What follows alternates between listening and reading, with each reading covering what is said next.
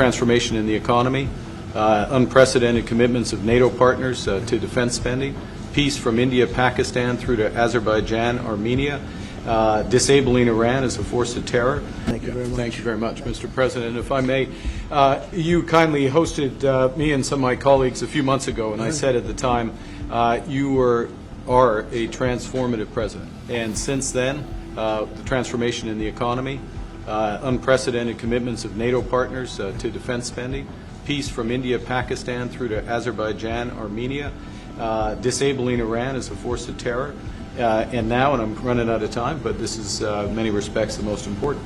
The merger of Canada and the United States. That wasn't where I was going. On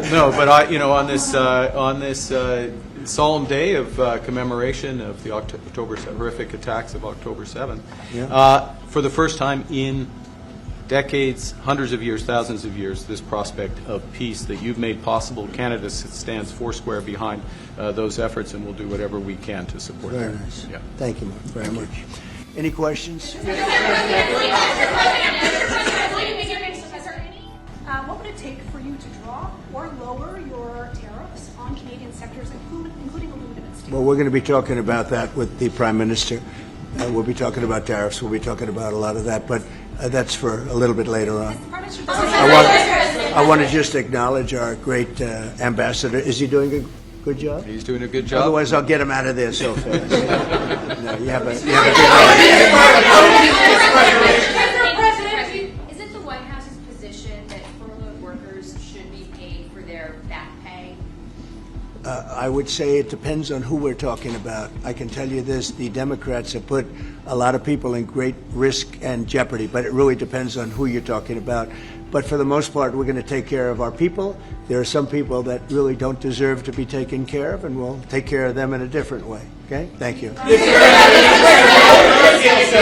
President, in your opinion, why has Canada and the United States failed to reach an agreement up until now?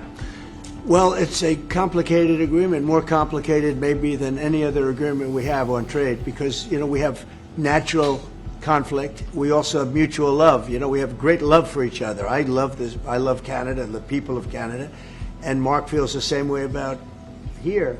The problem we have is that they want a car company and I want a car company, meaning the U.S. wants a car company, and they want steel and we want steel. So in other countries, they're very far away, and there's no problem. You can compete and you can do. We don't like to compete because we sort of hurt each other when we compete, and so we have a natural conflict. It's a natural business conflict. Nothing wrong with it, and I think we've come a long way over the last few months, actually, in terms of that relationship. So when it comes to trade, the United States was always giving everything. They gave everything to Canada. They would let car companies leave here and go to Canada.